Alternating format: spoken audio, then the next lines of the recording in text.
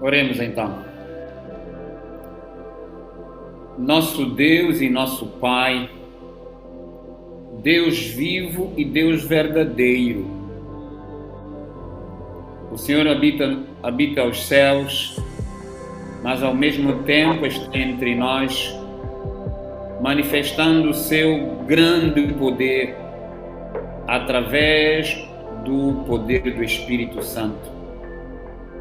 Aqui estamos, Senhor, cedinho, decididos, abertos para recebermos o batismo do Espírito Santo, sem o qual nada poderemos fazer, ainda que queiramos muito fazer muitas coisas. Mas o momento é de intercessão, o momento é de buscarmos o Senhor em favor de vários irmãos, amigos que têm solicitado para ajudarmos a combater dificuldades como o caso de saúde. Temos o caso da Aurilene, com câncer do 3º grau, do Francisco também com câncer, da Khadija e Nicole, mãe e filha, com problemas sérios, problemas emocionais sérios. Temos mais gente, Senhor, que busca a solução, e a solução só pode vir de si. Nós oramos, Senhor, em nome de Jesus Cristo, que seja qual for o problema que impeça esta oração de ser atendida, que o Senhor remova desde já.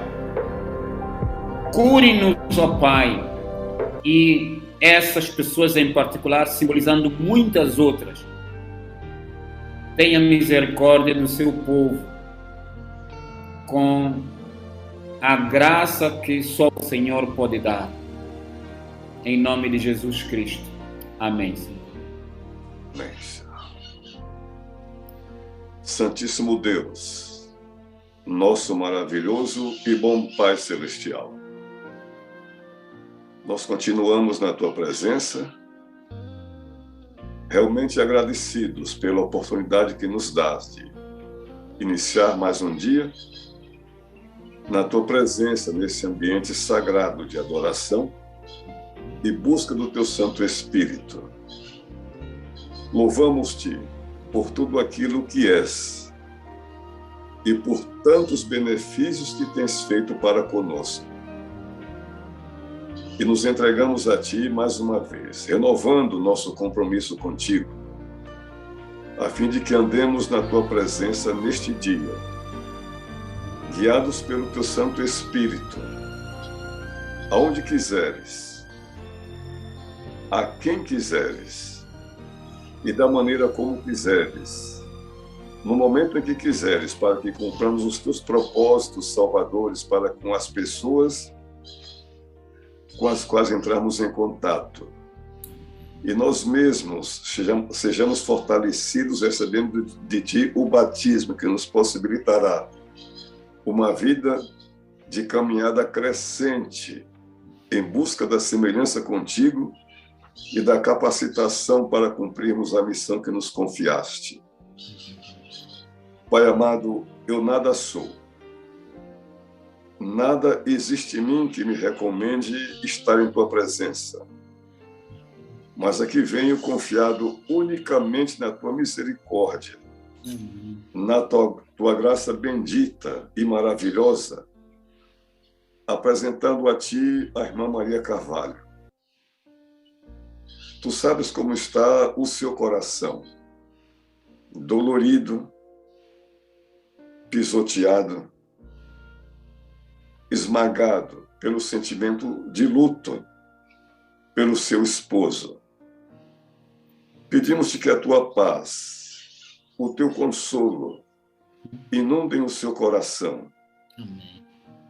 O brilho da bendita esperança do Teu retorno a esta terra dentro em breve ilumine e aqueça a sua vida nesse instante, que ela possa divisar o momento glorioso em que o reencontrará.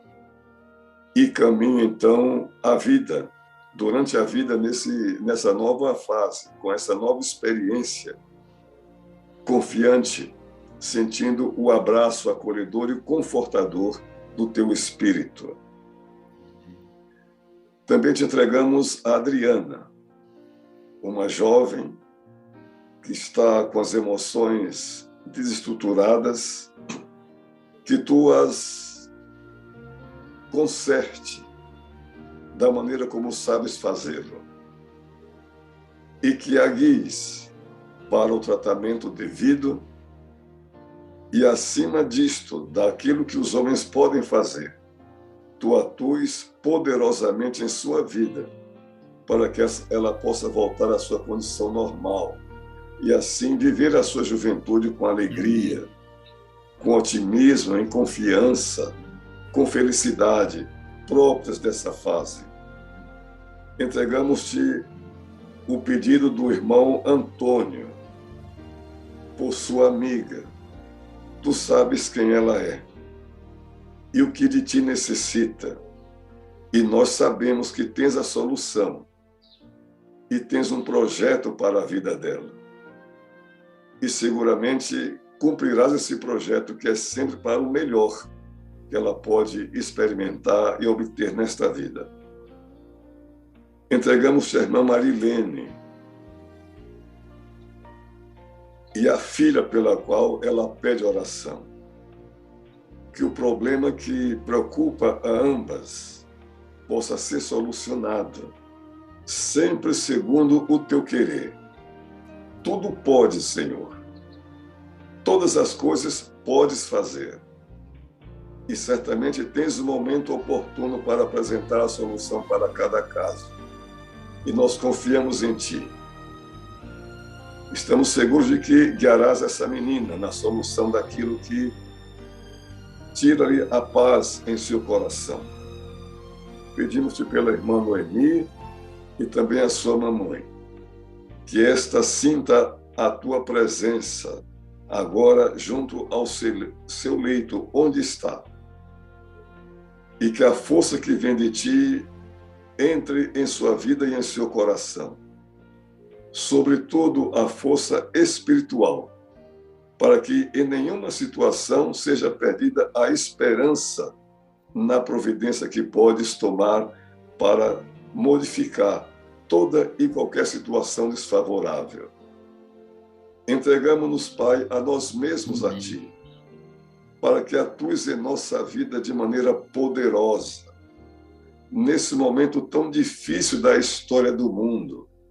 Sejamos mais e mais aproximados de Ti, em busca de Ti, a fim de que enfrentemos o momento escuro pelo qual o mundo passará e logo divisemos o brilho da glória celestial, rasgando os céus para nos dar a eternidade. Toma em tuas mãos agora o pastor Paulo Prazeres. Usa-o como sempre tens feito ao longo do seu ministério. Que ele seja um instrumento teu para trazer a tua mensagem para nós hoje.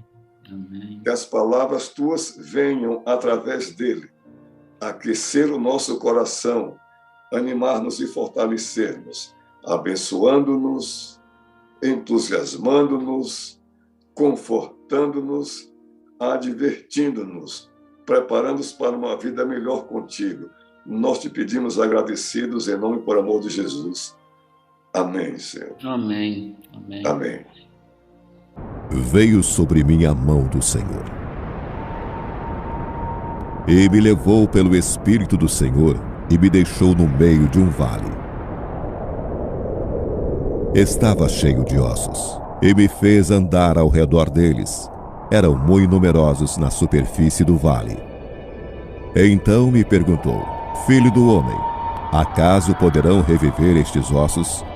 Respondi: Senhor Deus, tu o sabes. Disse-me ele: Profetiza a estes ossos e dize-lhes: Ossos secos, ouvi a palavra do Senhor. Assim diz o Senhor Deus a estes ossos: Eis que farei entrar o Espírito em vós, e vivereis, e sabereis que eu sou o Senhor.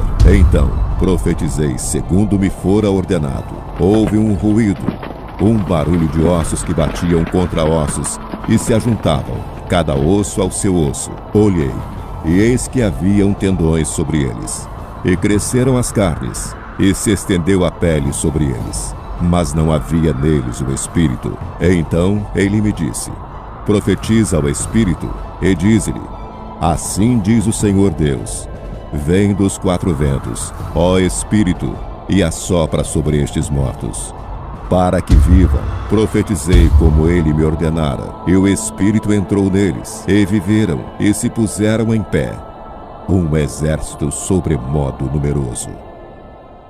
Irmãos, mais uma vez, com muito carinho que eu posso estar com vocês. Eu tenho acompanhado a sala sempre, né? Nem sempre eu posso estar no Zoom.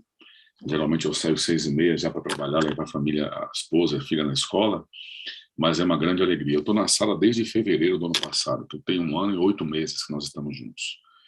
E quero mandar um abraço aí muito especial para os colegas, pastores, para os irmãos, para os moderadores, fazer parte dessa família extraordinária. Agora, pastor Wagner, falar depois do Milton, com aquela voz, e depois do pastor Zinaldo, amigo, eu estou aqui só engrossando a minha para tentar chegar a 10% da voz desses homens aí, viu? Então, deixa eu tentar aqui um bom dia a todos, né? Que Deus abençoe. Pastor Zinaldo é muito querido, Milton, todos nós somos apaixonados pela voz, pela vida, pelo trabalho do Arautos. Eu tenho acompanhado ele toda essa semana na lição. E o pastor Zinaldo, eu tive a alegria de ser pastor dos pais do pastor Zinaldo, do irmão do pastor Zinaldo, J. Cardoso, quando eu fui pastor. Estava lembrando disso aqui agora, pastor. Amigo, isso já tem, minha filha mais velha nasceu em feira, tem 16 anos, então pelo menos tem uns 18, 19 anos que eu fui pastor da família. E é uma família que eu tenho muito carinho. Que Deus abençoe a todos. Um abraço aos demais. Igualmente. Um abraço à família. Vamos à Bíblia, irmão. Amém. 2 Coríntios, capítulo 4, verso 6. E, para mim, um dos textos mais extraordinários da Bíblia. Você sabe que Deus é capaz de criar do nada. O único ser no universo que pode criar do nada é Deus. E Deus pode fazer luz brilhar em trevas. E o texto nos diz assim. 2 Coríntios, capítulo 4, verso 6. Porque Deus, que ordenou que a luz brilhasse no meio das trevas, ele brilha em nossos corações para dar luz do conhecimento da glória de Deus, e esta glória está na face de Cristo. Eu tenho pensado há algum tempo, mais ou menos, nós temos ouvido muitas coisas em relação a Cristo nesses últimos dias, e uma das coisas que eu penso muito é como que você, irmãos, imagina ser realmente o rosto, a face de Cristo. Já pararam para pensar sobre isso? Eu tirei até na internet alguns desenhos do que as pessoas imaginam ser a face de Cristo. Ele mais moreno, cabelo bem preto e com pouca barba. E há alguns dias eu estava localizando pelo menos 12 representações diferentes do que as pessoas imaginam realmente ser a face de Cristo. O que nós temos em geral, a face que nós imaginamos de Cristo, aquilo nada mais do que é produto da imaginação de um artista que imaginou como ele deveria ser e pintou um quadro. E existe, por exemplo, algumas representações de Jesus que foram encontradas nas catatumbas do Império Romano. Mas não existe na literatura antiga, por exemplo, nada que realmente nos informe como Jesus Cristo realmente parecia. Não existe nenhum retrato, nenhuma foto, nenhuma pintura a óleo que nos ajude a visualizar a face de Cristo desde a Idade Média. E dali circulou, da Idade Média para cá, uma carta atribuída a um senador romano chamado Públio Lentulus.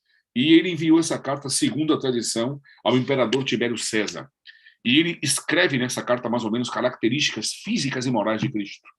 E a carta é descrita exatamente assim. Diz o seguinte: sabendo que desejas conhecer o quanto vou narrar, existindo no nosso tempo um homem que vive de grandes virtudes, chamado Jesus Cristo.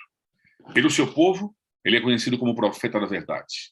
Os seus discípulos afirmam ser ele o Filho de Deus, Criador do céu e da terra.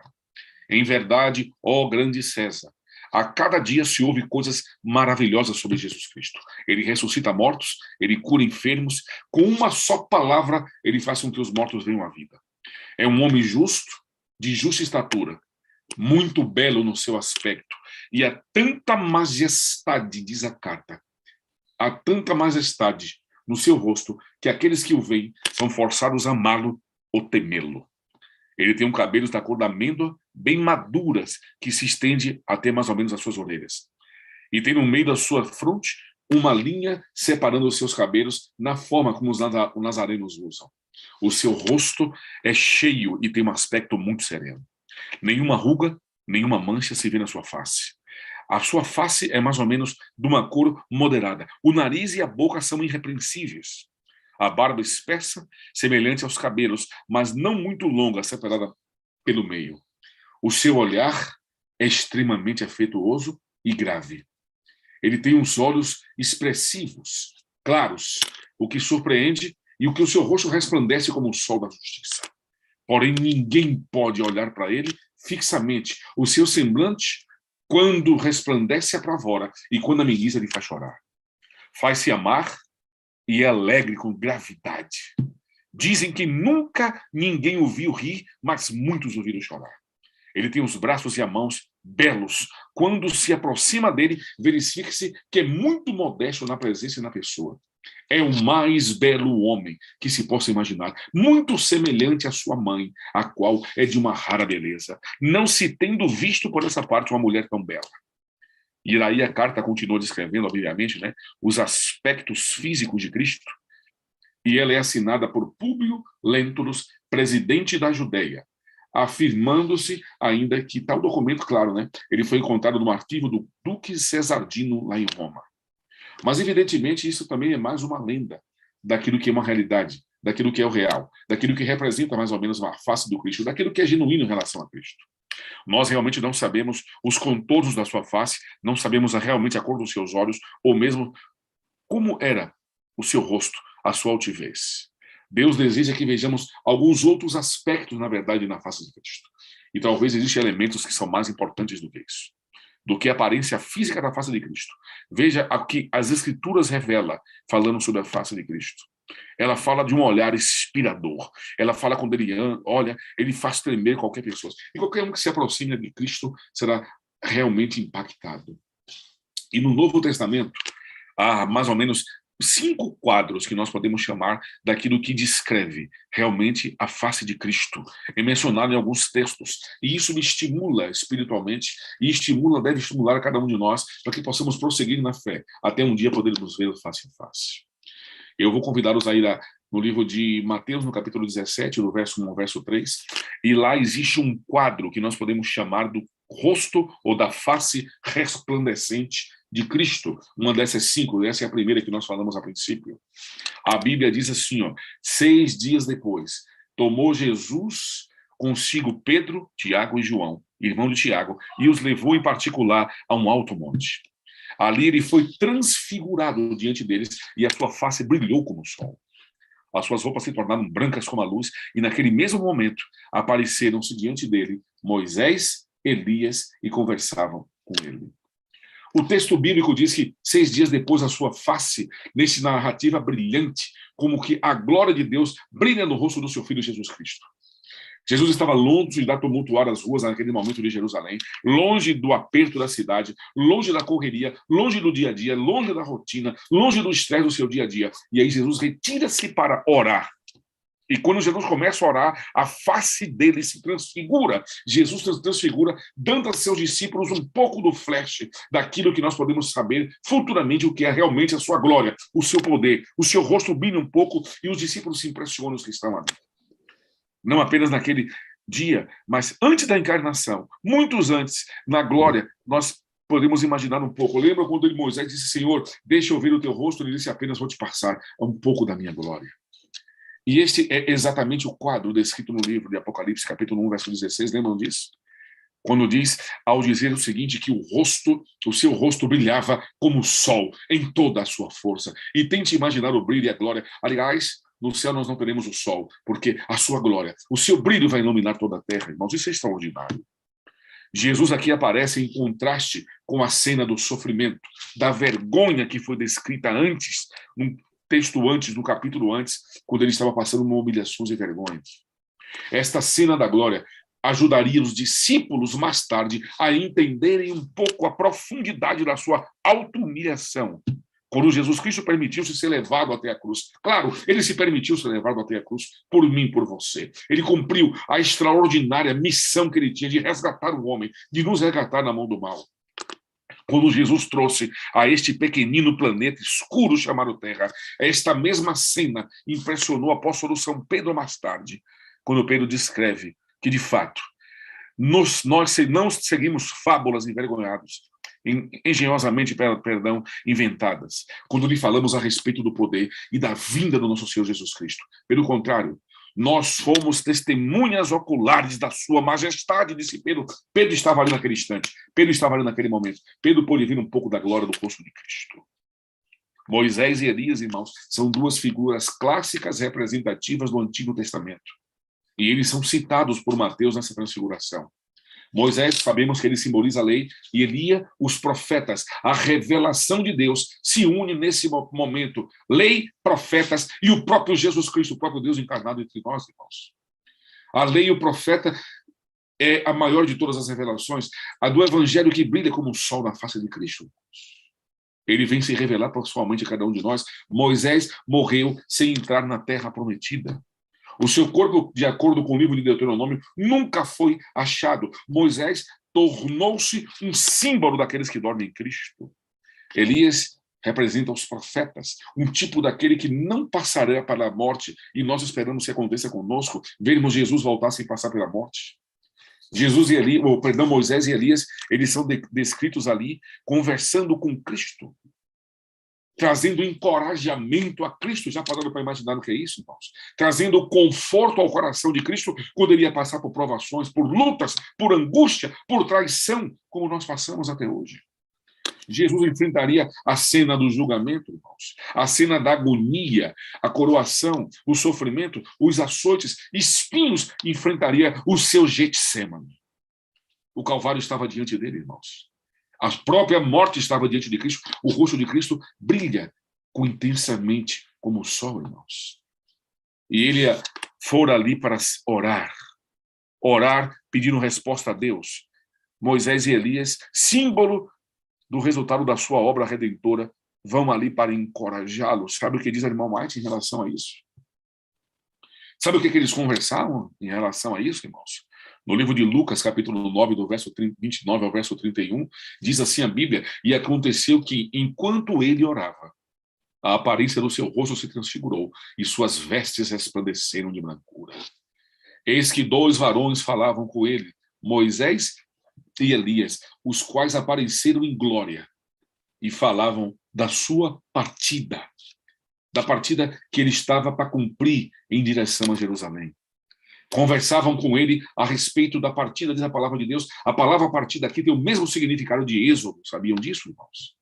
O êxodo foi uma jornada pelo qual o povo de Israel passou. O êxodo foi uma jornada de fé, através do desconhecido, caminhar sem saber direito o que aconteceria a cada momento, a cada dia, a cada instante, a cada minuto da sua vida. Jesus agora estava para iniciar o seu próprio êxodo. Moisés caminhou no êxodo. Moisés liderou o povo e agora ele olha para Jesus Cristo e diz: Senhor, vá e vença, porque nós dependemos do Senhor. Eu liderei o povo pelo êxodo. Nós atravessamos o êxodo. Nós chegamos à terra prometida, mas se o Senhor não vencer, tudo vai por água abaixo. Estamos perdidos. O Senhor precisa vencer. O Senhor precisa enfrentar a dor. O Senhor precisa ir até a cruz. Porque se o Senhor não passar por o seu êxodo e não vencer o seu êxodo, nós automaticamente não entraremos na terra prometida. Sabe, irmãos, isto me dá segurança. Quando Jesus resplandece a sua face, o êxodo é uma região escura, foi uma região de morte para muitos que prostraram-se no deserto. Jesus Cristo, Moisés e Elias conversavam sobre a partida de Cristo, sobre o êxodo de Cristo, sobre a ira de Cristo. Eles estavam ali, irmãos, com o coração partido, dizendo: Senhor, se o Senhor não vencer, todos nós estaremos perdidos. É o êxodo que levaria a cruz até Cristo. O êxodo que, por causa dos pecados da raça caída, esconderia dele a face do próprio Pai. Quando o Pai diz assim, quando ele se afasta, o Pai diz: por que o Senhor me desamparou? O êxodo, a região de morte, irmãos. A conversa deles era sobre a partida de Cristo. No monte de oração, Jesus encontrou forças para enfrentar o seu êxodo, força para enfrentar o seu dia a dia. Ele nos mostra o caminho da vitória, irmãos. Ele nos mostra o caminho da vitória em termos, em frente do desconhecido. Nós estamos vivendo dias difíceis. Amigos, irmãos e irmãs que estão conosco nessa sala, cada um de nós temos o nosso próprio êxodo. Nós caminhamos todos os dias, na verdade, através do desconhecido. Sabe, às vezes um telefonema no meio da noite, com a má notícia da perda de alguém que nós amamos. Antes queridos, pessoas que morreram e muitos se foram por causa da Covid e por outras fatalidades e por causa de doenças terminais que nos afastam de pessoas que nós amamos. Sabe, a notícia de uma doença grave, de um acidente fatal, de uma enfermidade prolongada, a morte de um sonho, a traição de alguém, isso nos faz olhar para frente e às vezes nos faz pensar em desistir. Quando nós olhamos para Cristo, quando nós olhamos e lembramos do rosto dele resplandecendo e que ele foi vitorioso, que ele disse que nós venceríamos porque ele venceu, isso me dá alegria, me dá segurança, irmãos. Todos nós temos e caminhamos pelo nosso êxodo, irmãos. Temos nossas jornadas através do desconhecido, golpes cegos que a vida nos dá. Destrói sonhos, separa famílias, destrói casais que no altar disseram que seriam fiéis e felizes para sempre. E quando nós olhamos para a face de Cristo, nós podemos ver a nossa vulnerabilidade, as nossas limitações, nós podemos entender e conhecer nossas fraquezas. Agora, quando eu olho para a face resplandecente de Cristo, isso me convida a ter comunhão com Deus, a orar como ele orou naquele monte. Quando eu olho para a face resplandecente de Cristo, eu imagino que isso me convoca a ter uma vida de devoção, uma vida de palavra, uma vida de oração, uma vida de poder, para que quando eu possa ajoelhar, aquele que com seu rosto brilhou, possa enviar o Espírito Santo dele para estar ao meu lado, ouvindo a minha oração, para que anjos possam estar ao meu lado, curvando-se e guardando-nos, para que nos dê força e poder para enfrentar os nossos sonhos, os nossos dias a dias e nossos desafios, irmãos. Sabe de uma coisa? Isso me faz pensar fortemente. Eu li a história de um homem chamado Peter Marshall, um grande pregador do Senado americano. E uma noite ele sentiu um incômodo, pensou mais ou menos uma indisposição, e durante a noite chamaram uma ambulância para que viesse levá-lo até o hospital, e a esposa dele estava angustiada, e disse para ele, não, eu vou com você, eu quero estar com você no hospital. Ele disse, calma, querida, não fique angustiada, isso vai passar. E eu vou dizer para você uma coisa, vai descansar com nossos filhos, e amanhã de manhã eu volto para lhe dar um abraço. E, infelizmente, irmãos, não houve aquela manhã. Quando ele disse que vejo amanhã de manhã, Peter Marshall teve uma parada cardíaca e naquela mesma noite ele não voltou para casa. As suas palavras, verei você amanhã, terá que aguardar o dia da manhã gloriosa, aonde Kathleen Marshall poderá rever e abraçar seus amigos. Não é assim que a vida faz conosco hoje, irmãos. Podemos dizer que o próprio Jesus Cristo, ele enfrentou o êxodo das suas provações, tentações, traição, solidão. Jesus reconheceu que na oração há vitória, que no conhecimento de Deus, que na aproximação de Deus, e eu quero voltar a nós e olharmos a face de Cristo, irmãos, e imaginarmos a face resplandecente de Cristo, e nós encontrarmos ali, nessa história, nesse monte, que sua face resplandece, um convite para que todos nós possamos ser convocados a uma vida de oração e uma vida de comunhão com Ele. O segundo quadro, irmãos, nós podemos chamar de a face determinada de Cristo. Esse texto está em Lucas capítulo 9, verso 51, quando a Bíblia diz, e aconteceu que, completando-se os dias para a sua ascensão, manifestou o firme propósito de ir a Jerusalém. Em muitas versões, a Bíblia diz que ele levanta o seu rosto, ou ele levanta a sua face, e ele olha para Jerusalém. Esta palavra chama-se prosopon, que está no grego, levantar a sua face, indicando que Jesus, voltando a sua face em direção a Jerusalém, ele poderia estar ali, irmãos, buscar o seu sofrimento. Determinado, Jesus busca poder no monte, seu rosto se transfigura, e agora ele se ergue para ir até Jerusalém, irmãos. Esse texto é um ponto de retorno à estrutura do Evangelho de Lucas, quando existe realmente ali uma divisória do ministério de Cristo.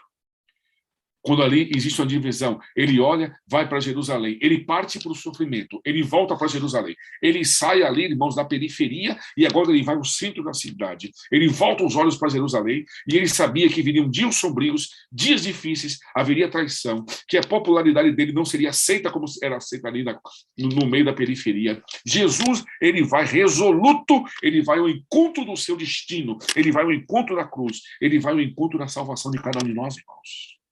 Jesus nunca rejeitou o chamado que Deus o fez para morrer por nós, irmãos. E ali a oposição se intensificaria à medida que ele se aproxima de Jerusalém, o centro religioso do mundo, irmãos. O texto diz assim, determinado, ele ergueu o seu rosto para Jerusalém. Eu gosto do termo determinado. Eu tenho respeito e admiro pessoas determinadas. Não há nada que possa estar inconstante nela. Elas sabem onde querem chegar. Elas sabem onde querem ir. Ela tem lições espirituais. Ela tem alvos espirituais, irmãos. Nada pode tirar isso do seu coração. Luta, dores, angústia, sofrimento. Nada pode fazer isso, irmãos. Pessoas que são determinadas como Cristo foi. E quando Jesus levanta a sua face para Jerusalém, lá ele sabia o que aguardava, irmãos. Ele sabia que seria despido, que suas mãos seriam atadas, que os soldados romanos açoitariam, que ele seria esbofeteado e que ele seria coroado com coroa de espinhos. Ele, Jesus Cristo, ele anteviu a agonia dos cravos que ele havia de passar. Ele anteviu ali a via dolorosa, com o rosto olhando para Jerusalém, mas ele estava determinado a ir aonde Deus mandar. Não é isso que diz a lei dos desbravadores? Jesus não recuou. Jesus não vacilou. Ele foi determinado. Os seus olhos estavam fixos e ele foi até a cruz, até a morte, irmãos. Determinado, Jesus estava para ir até as últimas consequências. Queridos irmãos, amigos que estão conosco nesse dia, eu vou chamar todos os irmãos. Num tempo em que as pessoas não estão muito seguras daquilo que elas querem e não estão muito certas a respeito de coisa nenhuma. Hoje tudo é incerto. As coisas estão bem agora e amanhã muda. Eu gostaria de lembrá-los que a face determinada de Cristo é uma qualidade básica de um cristão. Determinação é qualidade básica de todos aqueles que foram heróis da fé. Noé, ele foi rejeitado pela sociedade, irmãos. Ele martelou por 120 anos, mas para testemunhar a sua fé. Isso é determinação. Lembram da história de José? José foi traído, foi vendido pelos seus próprios irmãos. Como você se sentiria? Ele foi falsamente acusado na casa de Potifar, irmãos. Ele foi lançado à prisão, mas ele nunca perdeu a determinação, irmãos. Daniel foi cativo na Babilônia. Parecia ter todas as suas esperanças esmagadas. E talvez esses homens pudessem levantar os seus olhos e dizer: onde está Deus na minha vida? Mas eles foram determinados, irmãos. Cativo em Babilônia. Parecia que tudo estava esmagado. Seus sonhos pareciam impossíveis. E mesmo com o poderoso convite que ele teve ao desânimo e à desistência, ele estava determinado em seu coração servir a Deus. Irmãos. Isso me empolga, isso me emociona. Para seguir a Cristo, irmãos, nós temos que abandonar nossos querer, mortificar nosso coração, matar o nosso ego e abandonar nossos pecados. Nós temos que nos aproximar dele todos os segundos da nossa vida e chorar aos seus pés, clamando a graça e a misericórdia em nossas vidas. Algumas pessoas, por exemplo, me falam de problemas que acontecem na igreja.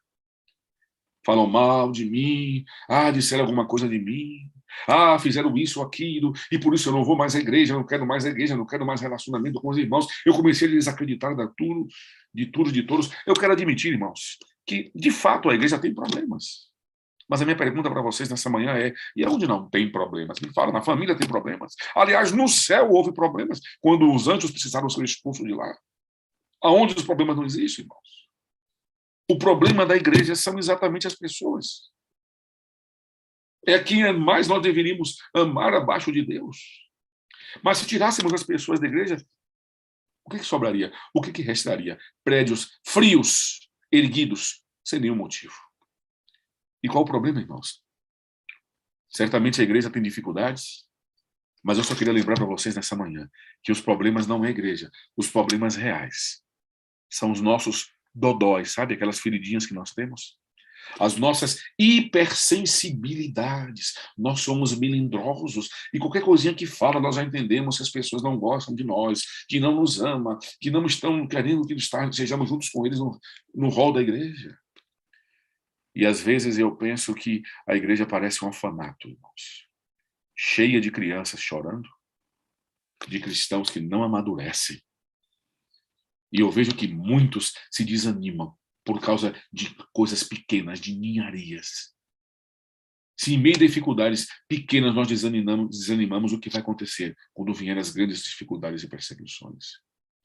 Às vezes nós estamos desanimando por questões insignificantes, irmãos. Muitas dessas fabricadas por nós mesmos. O que acontecerá quando vierem os reais problemas de verdade, irmãos? Quando surgirem lutas, perseguições e que nossa fé for provada? Aonde estaremos? Para onde iremos? A história da igreja está pontilhada por pessoas que abandonaram por causa de problemas insignificantes. Assim como muitos abandonaram por problemas reais.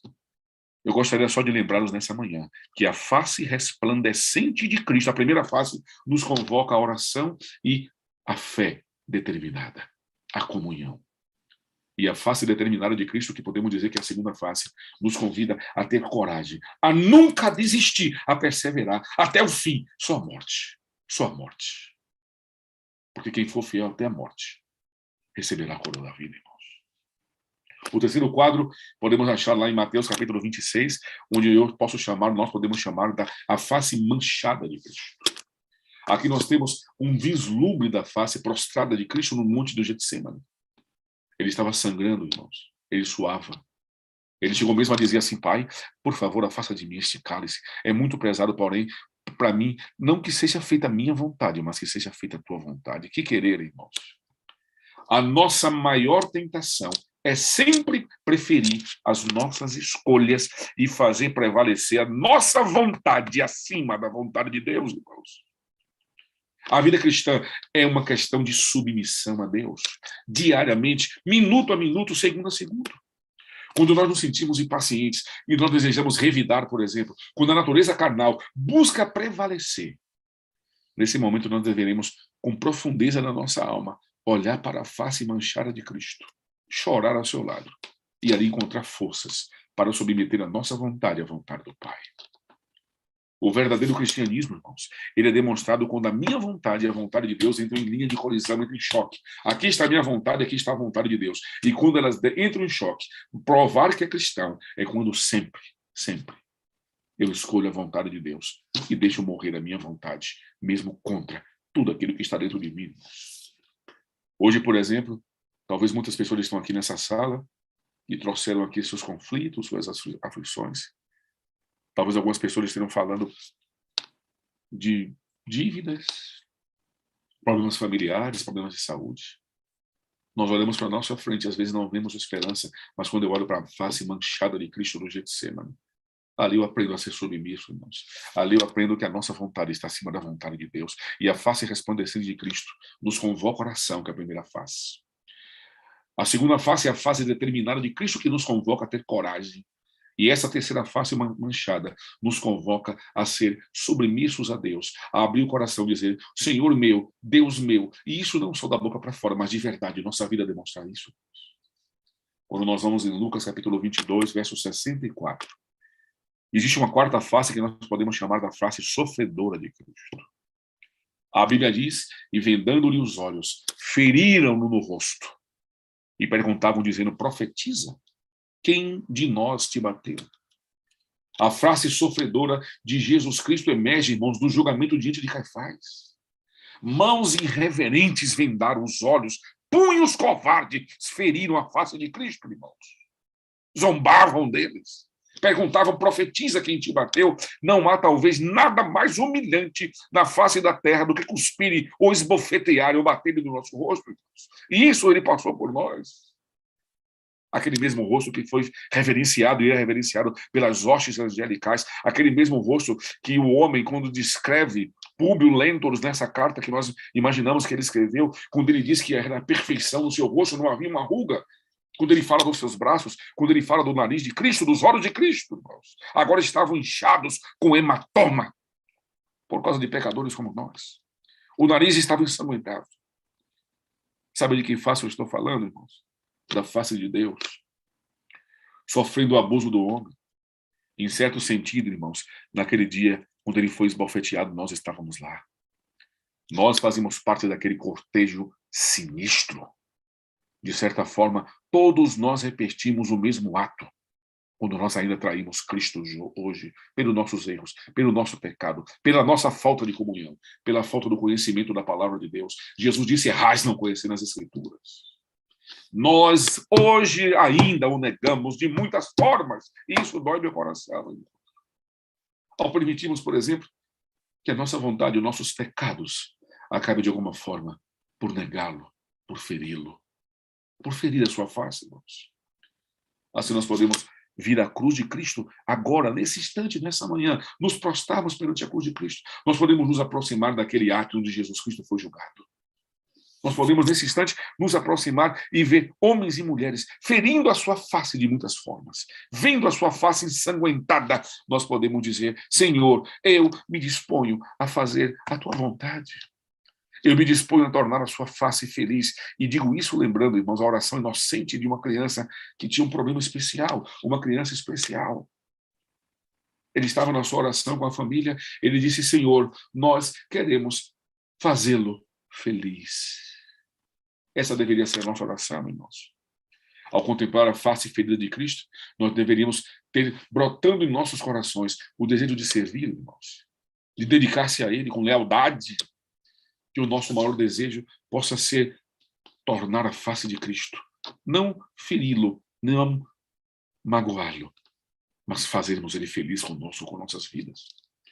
A primeira face, podemos chamar a face resplandecente de Cristo, e essa face nos convida à oração. A segunda face, irmãos, a face determinada de Cristo, ela nos conclama, como nós dissemos, a ter coragem. A terceira face manchada de Cristo, ela me leva a ser submisso a Ele e à sua vontade. A quarta face, que é a face sofredora, ela me ensina a servi-lo e ser leal por amor a Ele. E quando nós vamos ao livro do Apocalipse, finalmente nós encontramos ali a face gloriosa de Cristo. Apocalipse 22, verso 3 e 4. A Bíblia nos fala, e deixa eu ler com vocês, Apocalipse 22, verso 3 e 4, a Bíblia diz: e não mais haverá maldição, mas o trono de Deus e o do Cordeiro estará nela, e os seus servos o servirão. E eles verão a sua face, e o seu nome estará na sua testa. A Bíblia começa com o mundo perfeito, irmãos, e agora a Bíblia termina também com o mundo perfeito, restaurado. Os primeiros 12 capítulos das Escrituras, eles desconhecem o pecado. E os 2 últimos capítulos da Bíblia, ele apresenta que o pecado foi banido para sempre, para a eternidade, irmãos. Lá não haverá mais sofrimento, dores que nós passamos hoje, angústia, morte, perder pessoas, separação, dores no coração, perda de filhos, de pessoas que nós amamos, que nós sentimos a dor de vê-las partindo. Eu tenho uma pergunta para fazer para você nessa manhã. Vale a pena, irmãos? Passarmos luta, sofrimento, dor para um dia ver a face gloriosa de Cristo? As Escrituras garantem, irmãos, não haverá dor. As Escrituras garantem que haverá um novo céu e uma nova terra, irmãos, onde habita a justiça. Um dia, o rio da vida há de novamente correr no torno de Deus, e ele virá. Não mais como uma criancinha indefesa, como nasceu em Belém, mas como o Rei dos Reis. Ele nos dará mais uma coroa de espinhos. Em suas mãos, o cetro do poder. Não mais como um servo sofredor, mas como um grande mestre. Um dia, pela graça de Deus, irmãos, pecado, dor, sofrimento, ficará apenas numa memória distante. E aí, a terra será iluminada pela glória de Deus, pelo conhecimento de Deus. O conhecimento de Deus inundará toda a terra, como está escrito, como se as águas cobrem o mar, irmãos. Nesse dia, então, nós veremos a face de Cristo. Nós veremos a Bíblia, como diz a Bíblia, nós o veremos como Ele é. E por causa dessa esperança, nós podemos suportar as provações desse dia. É por essa esperança de estar com Ele, de viver com Ele, de ver o seu rosto, que nós podemos passar pelas provações temporárias dessa vida. Por causa dessa extraordinária e única esperança que nos resta, nós podemos suportar conviver com dificuldades, com acidentes, com lutas, com separações, com morte, com angústia. Eu lembro quando Paulo diz em Hebreus capítulo 12, verso 2, tendo os olhos fixos em Cristo, diz Paulo, autor e consumador da nossa fé. Queridos irmãos, Cristão não olha para cristão. Cristão olha para Cristo. Um dia eu vi uma experiência de um grande homem que eu admiro, um grande líder da obra de Deus. E ele tem um filho com um Down. E um dia ele conversando com o filho, ele pegou uma folha de papel e disse: filho, desenha aqui, nesse papel, nesse pequeno pedaço de papel, o que você imagina ser a face de Cristo. Aquela criança com Down, muito inocente, ele passou alguns minutos com o papel na mão, com lápis, ele pegou o papel, colocou no rosto dele e desenhou. E riscou todos os contornos do seu rosto. E ele veio correndo e disse para o papai: papai, aqui está o desenho do que eu imagino ser o rosto de Cristo. Quão bom seria se as pessoas olhassem para nós e vissem em nós Cristo. Nas nossas palavras, Cristo, na nossa vida, Cristo, no nosso rosto, Cristo, no nosso olhar, Cristo, no nosso coração, Cristo. Que nosso amor não fosse de palavras, mas de atos, de verdade. O amor não apenas de dizer que ama, mas de viver o amor, de estar juntos, coração a coração.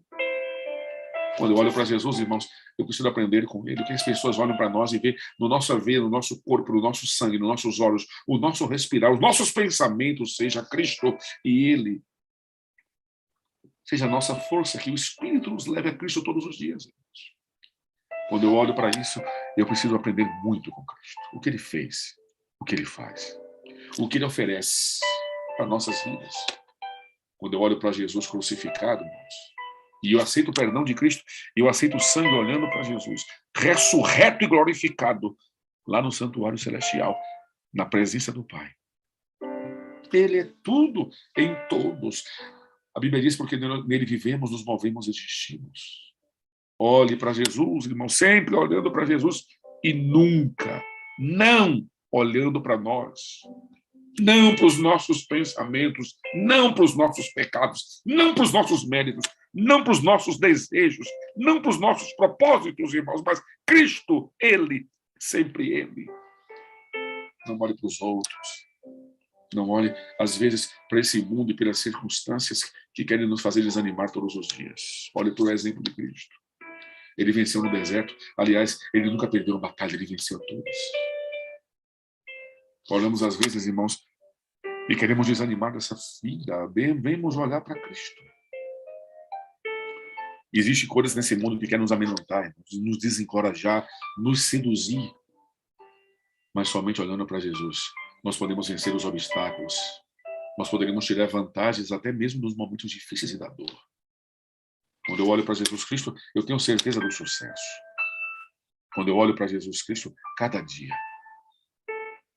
Porque pela contemplação, nós seremos transformados.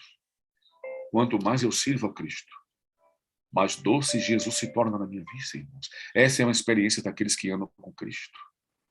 Nós não podemos abandoná-lo, nós não podemos desanimar dele, nós não podemos olhar para trás, irmãos. Ele é o nosso Senhor, Ele é o nosso Salvador. Eu preciso ver a Cristo. Isso é o melhor que eu posso fazer todos os dias. Eu sei que a face de Jesus não é como as faces descritas que escrevem por aí ou pintam. Mas eu queria traçar para vocês essas 5 faces, e principalmente a última que me faz vencer. A face resplandecente de Cristo nos convida à oração. A face determinada, que é a segunda de Cristo, nos conclama a coragem. A face manchada de Cristo, a submissão. A face sofredora, ao serviço e à lealdade. E, finalmente, irmãos, a face gloriosa, a face resplandecente, nos convida a participar do reino perfeito e eterno. Por isso vale a pena as dores desse mundo, por isso vale a pena as mágoas, por isso vale a pena o sofrimento, por isso vale apenas as lágrimas, vale a pena vencer, vale a pena ser fiel, vale a pena acreditar, vale a pena olhar para Ele, vale a pena fixar os olhos em Cristo, no rosto dele, nas promessas da palavra, porque um dia tudo isso vai acabar. Minha filha mais velha, como eu disse, nasceu em Feira de Santana, 29 de dezembro de 2004. Eu e minha esposa fomos fazer alguns exames e minha esposa estava tendo muitas contrações e nós fomos ao hospital e a médica olhou para minha esposa, olhou para mim e disse assim: por favor, a senhora poderia trocar de roupa, eu quero examiná-la. E ela foi. E eu ficava ali angustiado, tremendo para saber, 8 meses de gravidez, uma barriga enorme. A América voltou e disse assim: pai, deixa a sua esposa sentar ao nosso lado, eu vou falar alguma coisa para vocês. E queria diverti-los. E eu já fiquei assustado. E ela me disse: olha, eu vou ter que dar uma injeção para amadurecer o pulmãozinho da sua filha. Ela precisa ser retirada o mais rápido possível. Hoje é 29 de dezembro. Amanhã, dia 30, eu posso fazer a cirurgia e retirá-la de uma vez.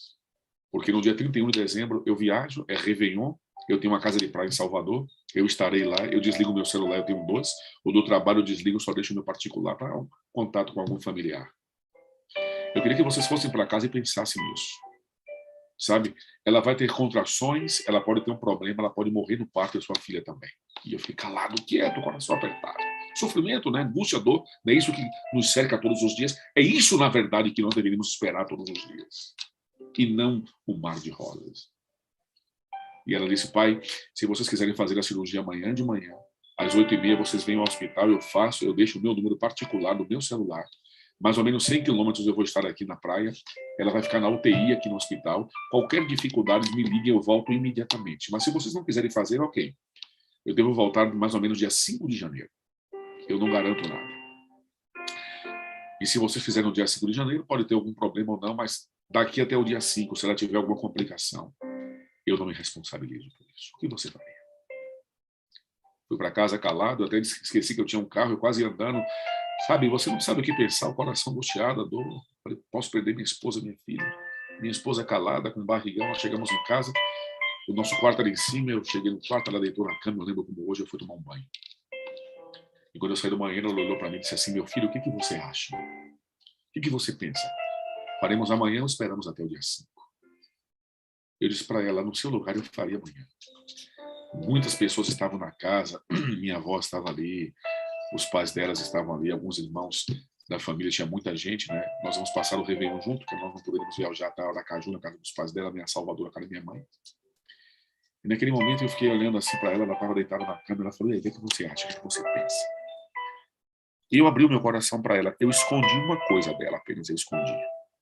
Mas eu falei para ela: olha, você poderia fazer amanhã. Eu acho mais seguro, eu faria amanhã, se tivesse seu lugar. Eu vou estar com você. Ela falou: mas o Réveillon, a família veio ficar conosco. Eu disse: eles vão entender. Eu passo o Réveillon com você no hospital, vai ser uma alegria, você e minha filha, primeira filha. E logo depois, nós vamos voltar para casa dia 2, sei lá, e nós vamos ver lá a família, elas vão receber de bom grado a netinha, né? Eu escondi uma coisa para ela, irmãos. Eu não queria mais chegar em casa, depois de esperar tanto tempo. E quando eu falar, eu ver minha filha, sentir minha filha mexer na barriga da mãe. Eu não queria mais chegar perto da mãe, da barriga da mãe, e dizer assim: papai te ama, minha filhinha vem. Eu queria ver o rosto, eu queria saber como ela era. Eu queria olhar, eu queria pegar as minhas mãos, sabe? Aí eu falei para ela: eu faria amanhã. Eu não disse isso porque talvez fosse ela pensasse egoísmo dele, só porque ele quer vir logo. Ela disse: ligue para o hospital. Eu liguei para a América, nós fomos ao hospital. No outro dia o parto foi uma bênção. Eu estava ali com o pessoal do era pastor em Feira de Santana, o pessoal do Arte Trio estava ali me dando a força, alguns irmãos da igreja, uma enfermeira da igreja, minha igreja central, e ela falou: pastor, você não quer tirar fotos? Eu falei: não suportaria, eu não tenho emocionalmente equilíbrio para passar esse momento. E ela foi, eu dei o celular, ela tirou algumas fotos, a gente batendo papo ali no corredor, a médica sai com a criança na mão chorando, e a América disse: é sua filha. E eu corri. E quando a América entrou naquela salinha ali, onde dá um banhozinho na criança, faz os curativos no umbigo, eu batia no ouvido desesperado, dizendo: doutora, eu quero ver, doutora, eu quero pegar, doutora. Eu quero ver o rosto, eu quero ver a face da minha filha. A América fez um sinal: calma, fez a higiene dela. E quando a América abriu a porta, vocês não imaginam, talvez vocês que são pais possam imaginar a emoção da primeira vez pegar sua primeira filha no colo. E quando eu peguei, eu beijei muito. E eu tirei o paninho do rosto dela, porque eu queria ver a face da minha filha. Sabe qual é o meu maior sonho? Eu tenho uma segunda filha. E foi uma emoção igual. Mas sabe qual será a minha maior emoção? Sabe qual é o meu maior sonho? Eu quero ver a face de Cristo, irmãos, eu quero ver a face de Cristo. Eu quero ver como Ele é, não que pintam, não que dizem, não o que eu imagino. Eu quero ver como Ele é. Eu quero olhar nos seus olhos, quando Ele vier nas nuvens do céu. Eu quero poder abraçá-lo eternamente. Eu quero olhar a cor dos seus olhos de verdade, não me interessa qual cor será, não me interessa o formato do seu rosto, não me interessa a cor do seu cabelo. Eu quero olhar para aquele que morreu por mim e que me dá vitória, aquele que me anima todo dia a caminhar na fé. Por isso vale a pena, irmão. Por isso vale a pena sermos persistentes. Por isso, quando vier lutas, levante seus olhos e imagine que um dia veremos a face gloriosa dele. Por isso, quando vierem dores, angústias, sofrimento, lágrimas, jamais o abandone, jamais desista dele, porque ele disse: eu venci e vocês vão vencer. Ele é nossa vitória, ele é nosso Senhor, ele é nosso Salvador. Por isso, todos os dias eu sonho com o céu. E eu quero um dia poder vê-lo face a face. Jesus está voltando. E eu queria dizer para vocês que estão nos ouvindo nessa manhã, por que nós não decidimos ser mais fiéis? Por que nós não decidimos ler mais a Bíblia, de estar mais ao lado dele? Por que nos momentos de angústias, em vez de tomarmos decisões segundo a nossa vontade, não corremos aos seus braços e choramos ali e dizemos: Senhor, me quebra, me prostra, me destrua. Porque eu posso olhar nos seus olhos e fazer a sua vontade. Irmãos, eu quero terminar te dando uma extraordinária notícia. Esse dia está chegando. Jesus está voltando. Se eu crer, ele vem. Se eu não crer, ele vem. E porque eu e você não nos decidimos agora nos colocar em tuas mãos e dizer: Senhor, volta para mim. Senhor, eu estou passando dor, sofrimento, angústia, eu já pensei em desistir, já pensei em tirar a minha vida. Eu já me desesperei achando que não conseguia chegar ao final dessa batalha. Mas eu vou respirar fundo e vou continuar confiando no Senhor, mesmo que todos digam não, mesmo que o mundo venha contra nós, mesmo que os dissabores venham ao nosso coração, mesmo que eu possa até titubear. Mas eu não vou falhar, porque o Senhor é a nossa vitória. Eu quero ver a face de Cristo.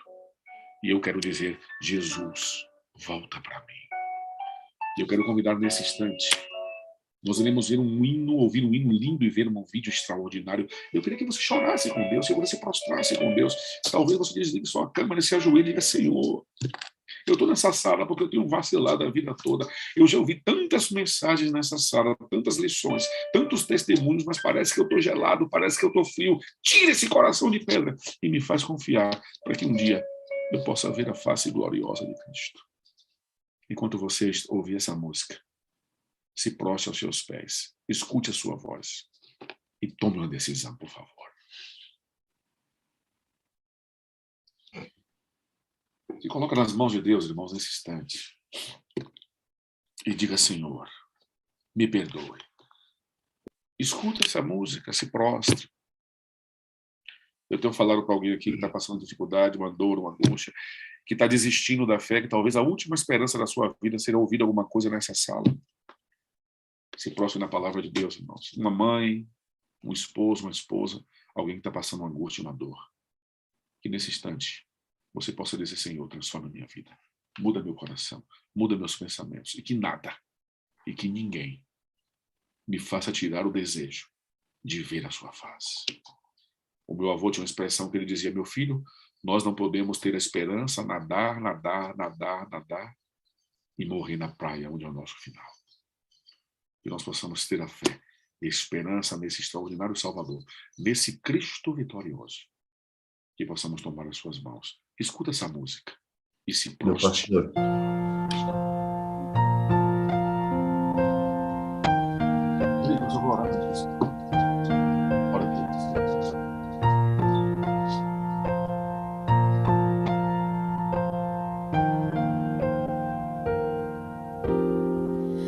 Jesus é melhor, sim, que ouro e bens.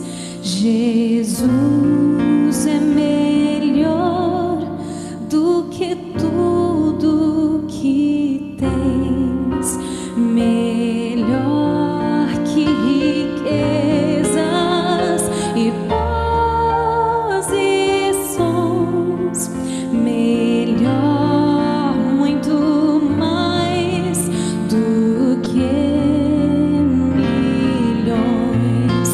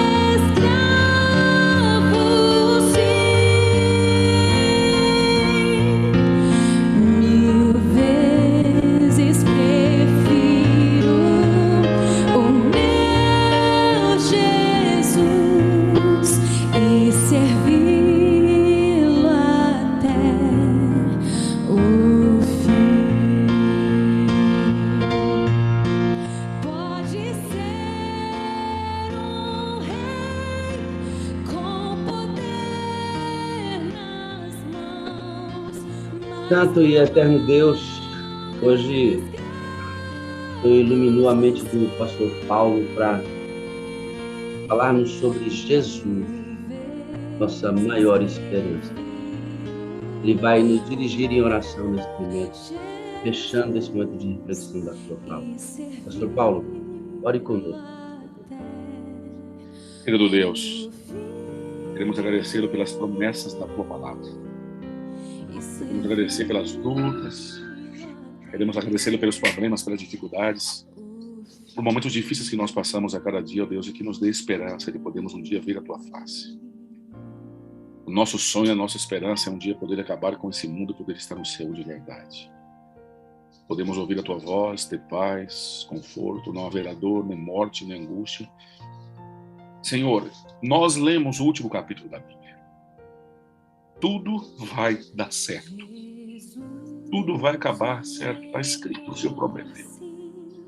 E ninguém nada nos desanime de um dia poder estar ao teu lado no céu. Possamos refazer nossas vidas, conceitos, pensamentos, e possamos viver o amor de Cristo. Que essa fé e esperança nunca falte em nosso coração, que cresça a cada dia. Mesmo com dor, com sofrimento, com angústia, com lágrimas, venham que vier. Que possamos estar firmes olhando os seus olhos. E muito em breve vir a tua face e abraçá-lo. Nossos irmãos estão passando lutas, angústias, dores, dificuldades e lágrimas. E nos fortaleça em Cristo. Nos dê um bom dia, pedimos por Jesus. Amém. Amém.